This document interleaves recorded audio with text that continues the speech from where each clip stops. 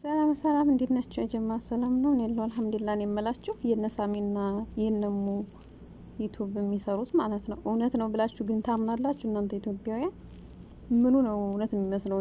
እስኪ እንደው ክርስቲያኖቹም ሙስሊሞቹም እውነት ነው ብላችሁ ታምናላችሁ? ምክንያቱም ሞትማ እንዴት ነው አንድ ሴት ልጅ ወንጀል እየሰራይ ከቤታችሁ ይሄንን ያህል ወራት የምታስቀምጧት? ሁለተኛ እንዴት ነውስ ወንጀለኛ ከሆነ ልጅቷ ከሌላ ሰው ጋር በስልክ እየተደዋወለ ስልኳን ይዛ ወንጀል ሰራይ በየቀኑ ሪከርድ እንዲህ አለ እንዲህ ላከይ ምናምን ይጋሉ እሙና ሳበደቻት ምናምን ይጋሉ ማለት ነው። በየቀኑ ይለቃሉ። እሷም ሽር ብላ ነው እነሱም ሽር ብለው ነው ዘንጠው ማለት ነው። አሁን እቺ ምንዋ ነው ወንጀለኛ የሚመስለው? ሁለተኛ ወንጀለኛ ከሆነስ እንዴት ነው የሚተኙት? ማታ እንዴት ነው የሚያድሩት? እንዴት አምነዋት ያድራሉ? እንዴ ወንጀለኛ ከሆነ ሰምታችሁ ከሆነ መድኃኒት እየሰጠዋት ነው እንደዚህ እያልኳ ነው ትላለች። ውሸቷን ነው። ይሄ ውሸት ነው። በነገራችን እንደዚህ ለሀቅ ነው መፍረድ። እኚህ ውሸታቸው ነው። ይሄ ዶላር ኢትዮጵያን ዩቲዩበሮች አስክሯቸዋል። በነገራችን ላይ ለምን ውብኝማ እንዲሁ ልብ ብላችሁ አይታችሁ ከሆነ ጭራሽ ልጅቱ ምንም ወንጀለኛ አትመስልም። እነሱማ እውነተኛ አይመስሉም ጭራሹንም ማለት ነው። ፊልም ነው እየሰሩ ያሉት። ይሄ ግን ለኢትዮጵያውያን ወደፊት ለሚያድጉ ልጆች በጣም መጥፎ ትምህርት ነው በነገራችን ላይ እንጂ ምርጥ ትምህርት እየሰሩ አይደለም። አስባችሁታል? ይሄን ያዩ ያደጉ ልጆች እኮ ሲያድጉ በሰው ልጅ ላይ እንዲህ ያለ ተንኮል ይሰራሉ ማለት ነው። ገብቷቸዋል? በሰው ልጅ ላይ ማለት ነው።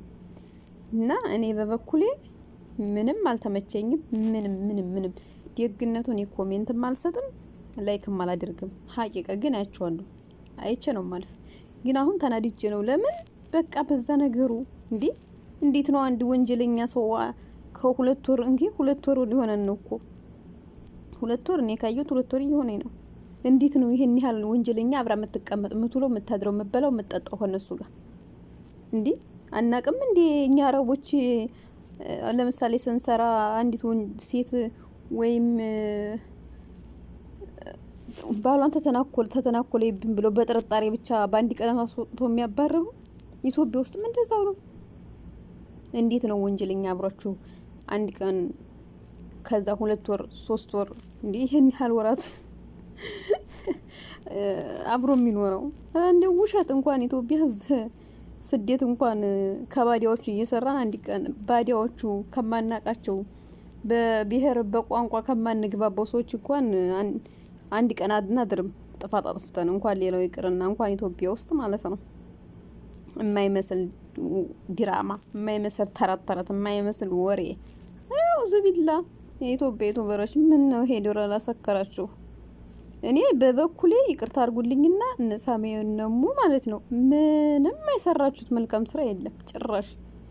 በተለይ ይሄን 2 ወር 3 ወር አውዙ ቢላ ማስጠላቱ የሚሰሩት ቪዲዮ እኔ ማዝነው ይሄ ድራማ በዛው ዘልቆ ማለት ነው ለልጆቻችሁ ምን አይነት ታሪክ እያወራሳችሁ እንደሆነ ሰውየው ይገባል ተባለ። ያ ውሽማ ተብዬው ከሆነ እኮ እውነተኛ ከሆነ እንዲሁ እቺ ልጅ እየተቀበለ ሰውየው እንዲያስገባችሁ ከሆነ ከሙጋ የሚውል የሚያድር ከሆነ እኮ ልጁ ሁለተኛ ወለዴው ልጅ የሷ ልጅ አይደለም ማለት ነው። ያኔ የሳሜ ልጅ አይደለም ማለት ነው። የሷ ከዛኛው ነው ወለዴው ማለት እኮ ነው። አስባችሁታል? ግን እኔ እንደዛ ነው ያሰብኩት። ለምን ይልብ ብላችሁት መድረሙ እንዴት ያልና ውሸት መቀጣጣፍ ነው፣ መቀጣፊ መሆን ነው። አረ እንዲሁ ምን አይነት ጉር ነው? ባይሰራ ቢቀርስ። እኔ በበኩሌ ምንም ደስ አላለኝም። ኢትዮጵያውያን እስኪ በመልካም ፍረዱ፣ እውነት ፍረዱ። እኔ ለነሱ መልፋታቸው መድከማቸው ፊልሙ ሳይሆን ምንም ለኢትዮጵያን ወጣቶች ለወደፊት ለሴቱም ለወንዱም ይሄ ትምህርት ይሄ የሚመቸው ሰው ይኖራል። ይሄን አይቶ ያደገ ሰው እንደሚበላሽ ልክ እንደዛ አስመስሎ ሰርቶ ወደፊት በፊልም ሳይሆን እውን አድርጎ የሰው ልጅ እንደሚበድል ነው የተሰማኝ ስሜት ማለት ነው። ለምን እንጃ አላማረኝ በጭራሽ።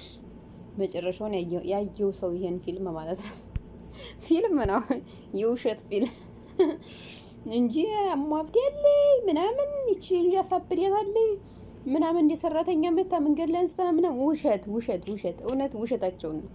ከካሜራ ፊት ነው እንጂ እንደዚህ የሚሉ ከካሜራ ጀርባ እንደውም ቅርብ ዘመዳቸው ነው የምትመስለኝ። እኔ ይቅርታ አድርጉልኝና ውሸታቸው ነው። እንዴት ነው አንድ የሚበድል ሰው ወንጀለኛ ሴትም ሆነ ወንድ አብሮ የሚኖረው ከአንድ ቤት? እኔ በበኩሌ አንድ ቀንም አላሳድራ ከቤት ያስወጣታለሁ እንዴ። እንቅልፍም አይወስደኝ ወንጀለኛ ሆና እንኳን ሚስቴን አሳብዴ ይቅርና ለምሳሌ ማለት ነው ለምሳሌ እኔ ወንድ ብሆን ሚስቴን ካሳበደቻት አንድ ቀንም አላሳድራት። እውነቴን ነው የምላችሁ። ስለዚህ ሳሚ የማይመስል ድራማ ባትሰራ ለመምህር ይሄ ድራማ አይመጥንም። በነገራችን ላይ ይሄ ድራማ አይመጥናችሁም በጭራሽ። በጣም ተጃጃላችሁ፣ አበዛችሁት። ድሮን ወዳችሁ ነበር፣ አሁንስ እንድንጠላችሁ ሆነናል። እኔ ጠልቻችኋለሁ፣ ይቅርታ አድርጉልኝ። እኔ አልተመቸኝም እና ለወደፊት ለልጆቻችሁ ማሰብ ያለው ለምን ይሄን ድራማ ሲያዩት ወደፊት ሁለተኛ ልጁ አባቴ ሳሚ ነው ወይስ ያኛው ዱርጌ ነው ብሎ ሁለት ልብ ነው የሚሆነው። ሁለት ልብ እመኑኝ ይሄ ነገር ይፈጠራል። ለምን ፊልሙ